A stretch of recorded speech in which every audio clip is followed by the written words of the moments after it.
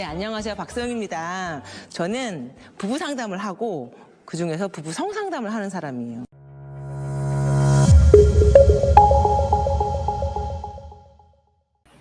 그럼 먼저 저희가 그 카페에 있는 글을 한번 읽고 그거에 대한 답변을 한번 해보도록 하겠습니다.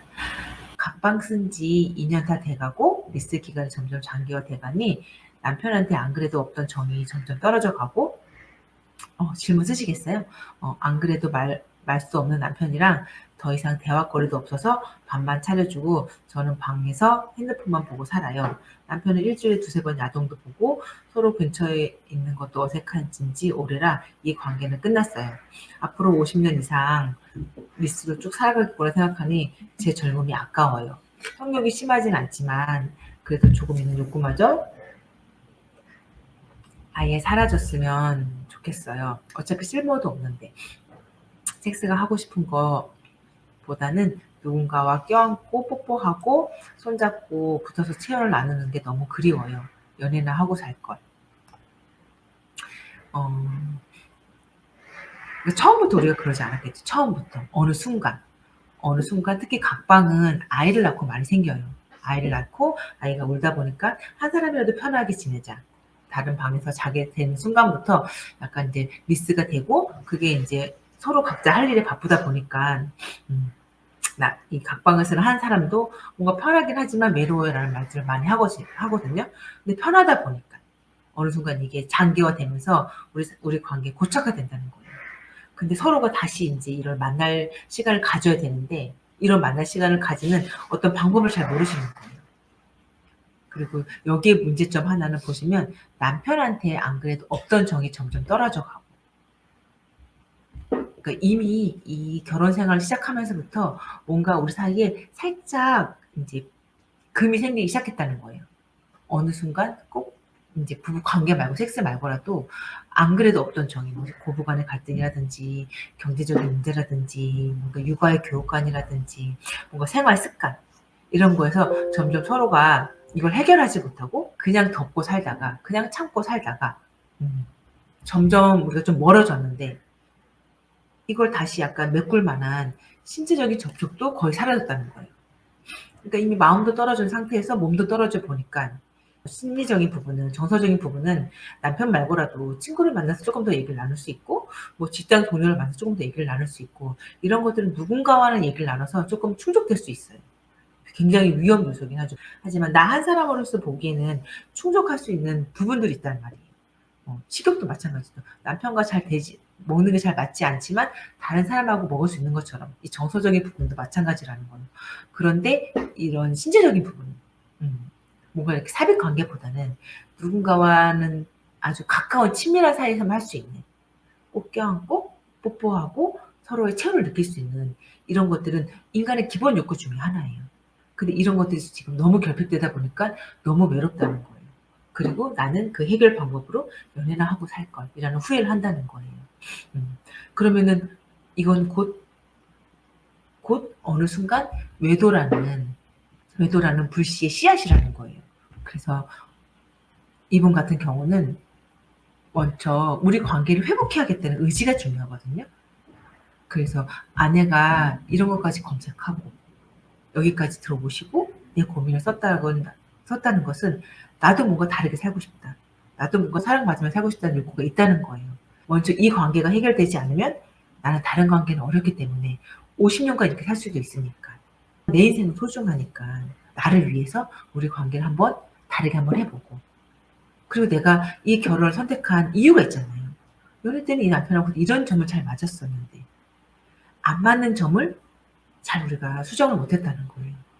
결혼 생활을 잘 맞는 사람을 만나는 것도 중요하지만 잘 안 맞는 부분을 맞춰가는 그러니까 조율해가는 능력이 정말 중요하거든요. 그래서 우리 부부싸움 한 번도 안 했어라는 것보다 우리는 부부싸움을 참 많이 하면서 서로를 알게 됐어가 굉장히 훌륭한 부부예요. 그래서 여기 댓글 보면은 익숙함이 무서운 거죠. 그냥 아무 이유 없이 당연하게 서로 그림자처럼 왜 같이 살고 있을까라는 느낌마저 들지요. 이런 것들. 온전하게 터놓고 성적인 부분이든 다른 부분이든 온전하게 터놓은 다음에 중요한 게 뭐예요? 터놨는데 바뀌지 않아. 터놨는데 해결되지 않아. 왜냐면 이 방법을 모르니까. 그래서 말해봤자 뭐해. 어차피 바뀌지 않는데. 이런 말들이 정말 많거든요. 그래서 전문가가 필요하고, 그래서 이런 전문가와 상담을 하면서 해결을 해봐야 되는 거예요. 해결해봐서 너무 좋아지면 우리가 다른 삶을 살 수 있고, 아, 진짜 우리는 서로 이제 맞출 만큼 맞췄는데 이 간극이 좁히지 않는구나. 정말 우리는 안 맞는구나. 그럼 다르게 살아야 되고.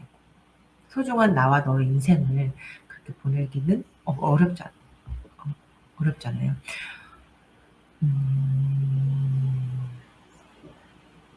여기 보시면 결혼을 하기도 전에 와이프 임신하고 육아를 하면서 서로 스트레스 받고 결국 감정 싸움 그렇게 멀어지고 야동을 보면서 해소하다가 어느 날 와이프가 도저히 못 찾겠다고 화를 내고 저도 못 찾겠다고 내 욕구는 어떡하냐고 결국 와이프가 받아주는 걸 얘기가 되고 다행히 와이프가 알겠다고 생각하면서 친구들보단 나은 부부상을 하게 되었어요.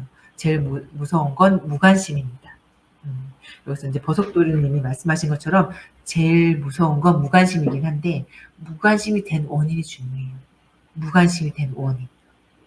우리한테는 서로 이런 사이였는데 제가 이제 부부 상담을 하다 보면은 연인 상담도 많이 하거든요. 성상담이다 보니까 연인이나 이런 분들은 상담 오러 올 때 콕 팔짱을 끼고 거의 붙어서 와요.